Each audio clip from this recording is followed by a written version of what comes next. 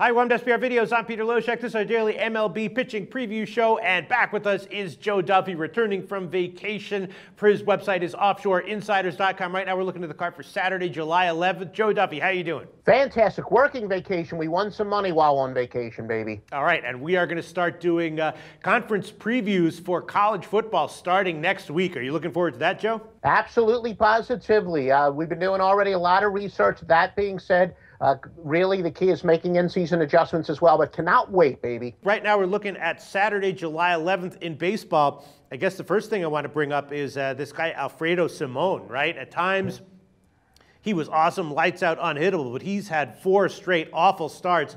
Minnesota's actually the best team in baseball at home in terms of ROI.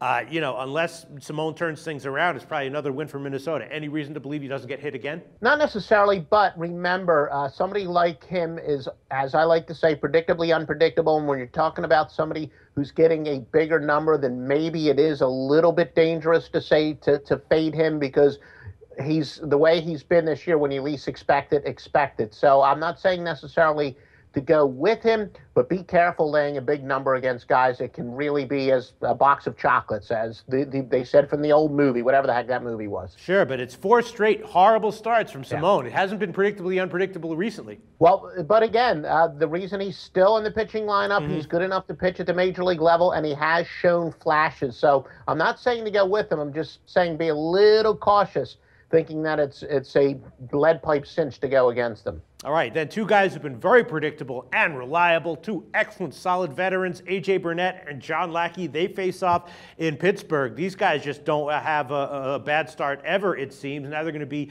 in Pittsburgh with the All-Star break coming up, a pitcher-friendly park, excuse me. Do we expect both these guys to once again go 7 innings, 2 runs, and maybe lean under here? And Burnett is going to be a year that he's having. His splits are pretty pronounced. He's even better at home, 1.28 ERA at PNC Park. Lackey, maybe not statistically significant, but he has been okay at Pittsburgh with a 4.15 ERA in 2 previous starts. But I know, I guess your question's kind of implying an under. You would certainly lean towards the under there, but especially Burnett has been lights out at home. And then the other game that I'm thinking about here is San Diego and Texas. Lewis and Shields are going to be the starting pitchers. Both those guys in general have pretty good reputations. Lewis is usually good, sometimes gets shelled, but he is going to be at home.